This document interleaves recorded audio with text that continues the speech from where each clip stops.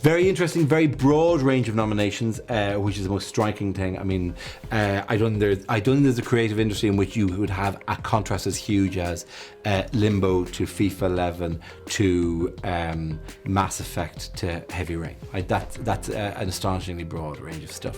What have I done for the first time? I've cut off my own finger. That's the thing I've done for the first time in a game.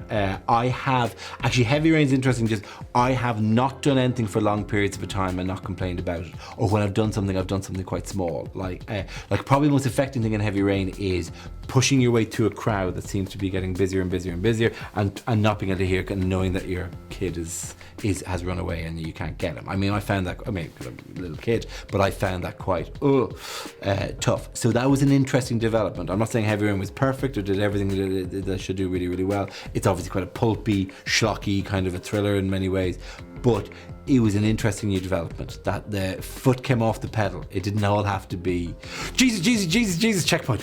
Jesus, checkpoint. So that, which I'm not nothing against them, they're great, but that was the first time I found myself pausing for a while and just doing that. These awards being slightly different from other awards in as much as there is a point at which we offer over to the public the chance to choose one of those. It's overstated sometimes, the whole, well, this is very important, this award, because the public have voted for this one, like that kind of stuff.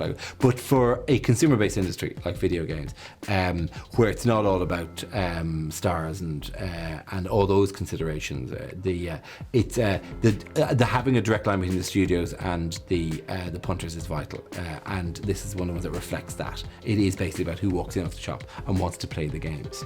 It'll be interesting to see as years goes on to track the development of the developers, if you know what I mean. The people who win awards like Dare to be Digital, but it is a usefully up and coming talent in an industry which is growing all the time.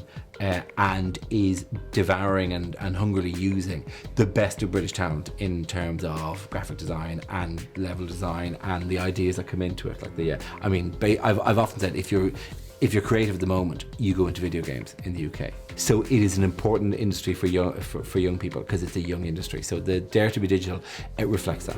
It's like all of the award ceremonies, but about something that we all know and really enjoy. So it's a lot of fun.